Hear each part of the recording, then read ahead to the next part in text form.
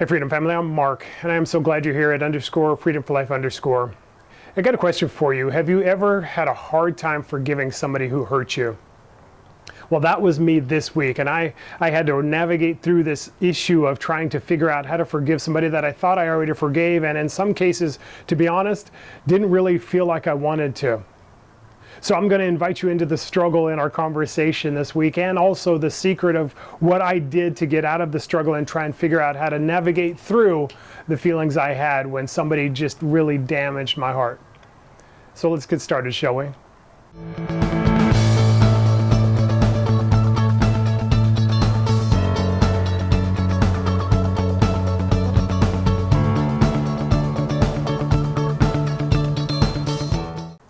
And don't forget, please subscribe. We want you to be part of the Freedom Family. I want you to be part of these conversations, these vulnerable moments that we have, and hopefully these opportunities for victory in that.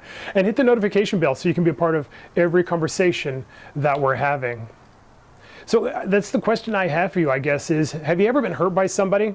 Whether it was 5 years ago, 2 months ago, 2 weeks ago, or shoot, even today, have you ever had somebody do something or had a relationship that was ongoing that really kind of damaged your heart?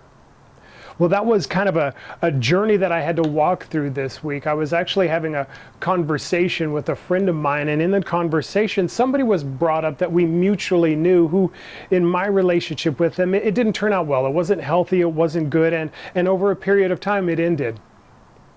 Well, we started having this conversation with each other, and I was starting to have a conversation with him while these things were going on in my head. I don't know if you've ever been there, but the words that were going to come out of my mouth weren't something that I wanted to say. You know, I'm neck deep in my freedom journey, so I'm trying to live from a place of freedom and healing and wholeness and forgiveness for people around me. And the honest truth is, with this person in my life, I thought and I believed that I had forgiven him. The problem was when this friend of mine who I was having coffee with brought up this individual in conversation, all these thoughts started flooding into my head, and they weren't good thoughts, not leading to good words. They were going to be things like selfish and self-centered and narcissistic and all of these things that I knew that I shouldn't be saying, but I also knew that I shouldn't be feeling. But I was sitting there in this place where I had to just move on and say, hey, let's talk about something else, because who I was on the inside didn't look like somebody who had forgiven the person. Have you ever been in that place? That is exactly where I was at. We'd been in a relationship and it had probably ended like 2 years ago, but these feelings still came up. I was still triggered to really feel anger towards him. And you know how it goes. I have people who know him and know me, and you hear where the person's at and the activities and things that they're doing, and something on the inside is saying, I can't believe it. He hasn't changed, he hasn't grown, he hasn't matured, right? He hasn't humbled himself, he hasn't done anything at all to become different than the person that hurt me before, the person that was disrespectful, the person that acted in a way that was not healthy and was not honoring to me. And so I'm in this place this last week of trying to figure out, hey, what does forgiveness look like, and why do I still feel this anger towards him? And in that place, knowing, right, we're all in this freedom journey, walking towards the life that God has for us, knowing that, hey, I'm not supposed to be here. I've said I forgive him. I've spoken it out. I've prayed it to God. I've meant it in my heart. But when that voice, that face, that name was brought up, all of a sudden, so did these emotions come up. And come to find out that I was angry with him, of course, because of the words he said and the way that he disrespected us in relationship and the things that were done that were not healthy or well. But in that place, I found two things that I needed to figure out. One was, how do I deal with him? The other was, how do I deal with me? And I'll give these to you because I'm still trying to unpack them and navigate through them in this place of trying to forgive somebody that I absolutely don't like. Try to forgive somebody who doesn't feel like they need forgiveness, isn't asking for it, and doesn't care that it hurt. In that place, the first thing I remembered and I continue to remind myself of is this: his life is his own. I can't choose his behaviors. I can't choose his actions. I can't choose the things he did or is doing. I can just release him to be who he is.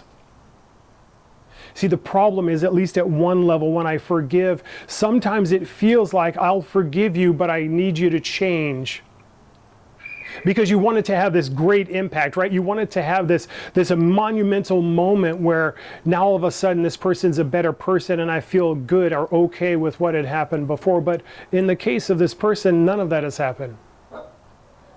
So in that place, here's the first truth I need to continue to walk on. I need to continue to remind myself of the truth that I know, and it's this: his life is his own. I can either take him for who he is as a person and leave it at that, or I can put an expectation on him of who I want him to be and who I wanted him to be, and in that place just continue to be angry because he won't be. Have you ever been in that place where you've had somebody in your life? I literally had somebody this week who you want them to be different because who they were wasn't okay, and who they are isn't either.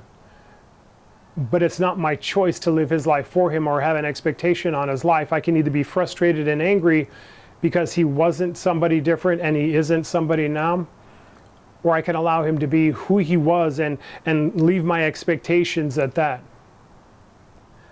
And the second thing was even harder than that. The second was this: it was really forgiving myself. Because as much as I was unhappy and angry at him for the things that he did, and over time, you know how it is where you tolerate more than you should, and you allow more than you should allow into your life, whether it's actions or behavior or words or expectations or attitudes. In that place, there was this anger on the inside of me towards myself. Because I let somebody in who wasn't good for me at certain levels, right? It brings you back to your youth when you're trying to fit in and you're trying to belong, and somebody is just rude to you, but you are so wanting relationship that you are allowing it to happen, or you want to be honoring, right? We're Christians. I'm supposed to be a man of God, and in that place, right, I'm supposed to overlook small offenses because that's what we're supposed to do, and I'm not saying that we don't, but at the end of the day, sometimes you do it and you damage yourself, and in that place, I was angry and am angry with myself because I tolerated more than I should, and I allowed greater levels of disrespect than I was worthy of. And so in that place, it wasn't just forgiving him, it was really forgiving me for tolerating those things that I tolerated and allowing those things that I allowed. Certainly I'm an adult, and I know many of you are as well, and we don't always tolerate, everything. There's a certain level where you say enough is enough, but sometimes you allow damage to happen before you get to that point. So it wasn't just forgiving him and allowing him to be who he was. Come to find out, I needed to forgive me. And in that place, see who I was in the matter, not because I tolerated the things, but because I had a heart of compassion and care and a heart of forgiveness and a willingness to allow him to be maybe more disrespectful than he should have been. See, sometimes we blame ourselves for the hurt that is forced on us by other people in our lives, and I certainly have been in that place myself of blaming myself for his behavior. And just like I can't change who he is, the second thing I realized was this: I can't take on the expectation of being blamed for who he is. And so in forgiving him, sometimes the hardest thing I needed to do and I need to do is forgive myself. But in that place, I'm not going to take on his behaviors any longer and blame myself as if my reaction caused the behavior that was done to me. So how do I walk out this forgiveness in this imperfect way, trying to figure it out as I go? The first is this: allowing him to be him. I can't change him. I can't make him be somebody he's not. The second is this: forgive myself and allow myself to be who I am, a person of compassion and care.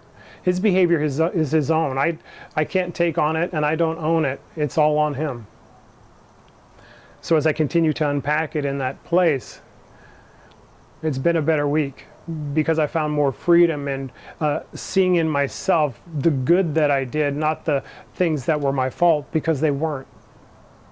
Just like freedom is a journey, come to find out in my life, forgiveness is a journey also. And it's a journey of uncomfortable moments of seeing ugly on the inside, wanting to come out because I'm not all there yet. I'm not healed completely yet, but I'm much closer than I used to be.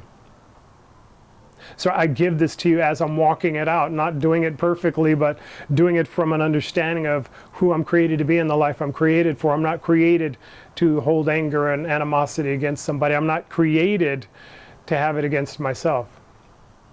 And so if I give him a release to be who he is going to be anyway, without taking on responsibility for it, and I give myself forgiveness for the things that I could have done without taking on ownership of the things that were done against me, now all of a sudden I'm in a much healthier place and being able to walk through my life in the freedom journey that I'm called to. And you can do the same. You're not responsible for them, and you can't change them. You're responsible for your response and who you walk forward becoming in your freedom journey. Forgiveness isn't easy. It takes a while. Sometimes it takes years. This relationship ended 2 years ago. But it's always worth it because it's not a burden that you were meant to carry. Walk out your freedom journey. See if you can walk forward in the forgiveness that you're called to.